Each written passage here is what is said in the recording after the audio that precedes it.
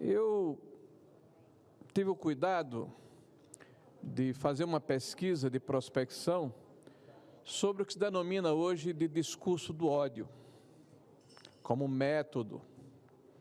Nós ouvimos há pouco aqui um discurso político, por isso mesmo legítimo, de um representante nesse Senado da República, que coloca o seu posicionamento de uma forma unilateral. Nos anos 2000, o então deputado federal José Disseu afirmou que, abre aspas, era preciso bater nos tucanos nas ruas e nas urnas, fecha aspas. Dias depois, 3 ou 4 dias, houve uma agressão física ao então governador de São Paulo, Mário Covas, que inclusive estava com câncer, estava doente de câncer, anos 2000. Em 6 de junho de 2006, cerca de 500 manifestantes do Movimento de Libertação da Sem Terra invadiram e depredaram a Câmara dos Deputados. 35 pessoas feridas, a maioria funcionários da Câmara. Policiais legislativos. Um dos casos mais graves foi um operador de logística do Departamento da Polícia Legislativa que sofreu um traumatismo craniano e necessitou de internação na UTI. Naquela época, não era terrorismo, era um ato político. E o STF, pasmem, não assumiu a investigação desse grave atentado contra a democracia. Em setembro de 2010, Lula afirmou durante a campanha presidencial de Dilma que, abre aspas, era preciso extirpar da vida pública um partido político, os democratas, fecha aspas. Extirpar, senhores. Em 17 de junho de 2013, cerca de 10 mil manifestantes participaram de protestos em Brasília. Durante a manifestação, uma parte significativa desse grupo conseguiu acessar a marquise do Congresso Nacional, ocupou a cúpula do prédio, e ainda em junho, durante as manifestações contra a Copa do Mundo e o transporte público, houve depredação em prédios públicos e ataques ao Congresso, incluindo incêndio de parte do Ministério da Agricultura. Os Ministérios da Fazenda e da Cultura sofreram vandalismo, inclusive vidros quebrados e pichações. O Palácio do Planalto também sofreu pichações e depredações. O STF não cuidou desse caso, nem tampouco foram denominados terroristas que queriam fazer a supressão violenta do Estado de Direito. Em 6 de fevereiro de 2014, durante os protestos no Rio de Janeiro, houve a morte de um jornalista, Santiago de Andrade, cinegrafista da TV Bandeirantes, foi atingido por um rojão na cabeça quando cobriu a manifestação da esquerda. O responsável identificado, Caio Silva de Souza, foi condenado a 12 anos de prisão por lesão corporal seguida de morte, recorreu em liberdade e teve a pena reduzida para apenas 4 anos para ser cumprida, pasmem senhores, em regime aberto. Olha a diferença das senhoras, dos idosos, das pessoas armadas com bíblias que estiveram aqui no prédio, numa depredação contra a Praça dos Três Poderes. Estão sendo condenados a 17 anos de prisão. Agora, quem assassinou alguém, 4 anos em liberdade. Em 24 de maio de 2017, os movimentos sociais e centrais sindicais executaram o, abre aspas, Ocupa Brasília, fecha aspas, contra as reformas trabalhistas e previdenciárias propostas pelo governo de Michel Temer, sendo que esse grupo depredou e incendiou parte dos edifícios dos ministérios.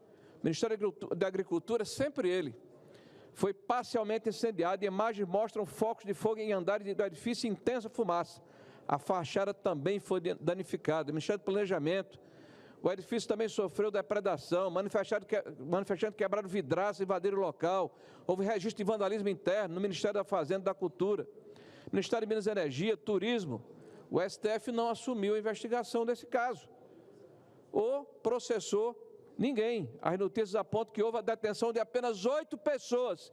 E não há notícias de nenhuma condenação decorrente desse caso. Fecho o pano de forma rápida. Eu não vou falar das invasões na Alesp em outras assembleias legislativas, depredações em prédios públicos por todo o país, sempre feitas de forma violenta pelos black blockers, por movimentos sem terra e outros componentes sociais de esquerda. Vamos falar de uma analogia recente, facada em Jair Bolsonaro versus caso Tio França.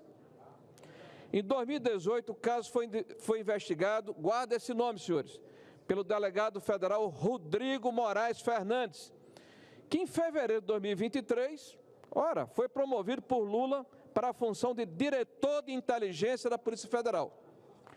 Em setembro de 2018, Rodrigo Fernandes ocupava a função de delegado regional de combate ao crime organizado em Minas Gerais e comandou a investigação do atentado contra o então candidato à presidência.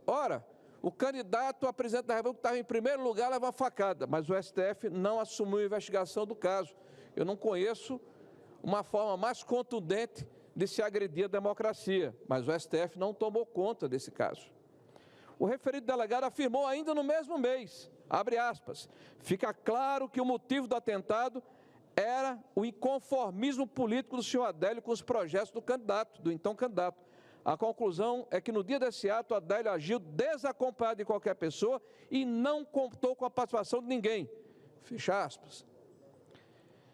Em 5 de julho de 2018, Adélio esteve no clube de tiro em São José, na Grande Florianópolis. O clube de tiro onde ele esteve confirmou que os dois filhos de Bolsonaro, Carlos e Eduardo, frequentaram o local e que os diretores são próximos da família. Esse fato nunca foi investigado como um ato preparatório ao ataque. Também não se investigou quem custeava o deslocamento e permanência de Adélio em Santa Catarina. Após o ataque, Adélio passou a ser imediatamente defendido por 4 advogados. Zanoni Manuel de Oliveira Júnior, Pedro Augusto de Lima Felipe, Fernando Costa Oliveira Magalhães e Marcelo Manuel da Costa.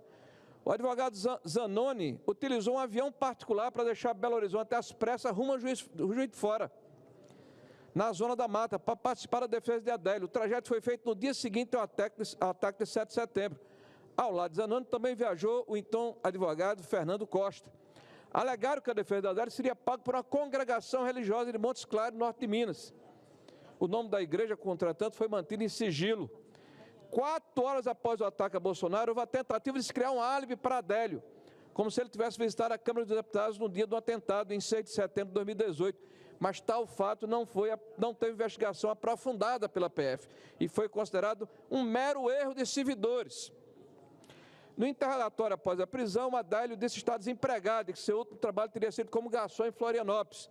Porém, a Polícia Federal Juiz de Fora apreendeu com Adélio um cartão internacional do Banco Itaú.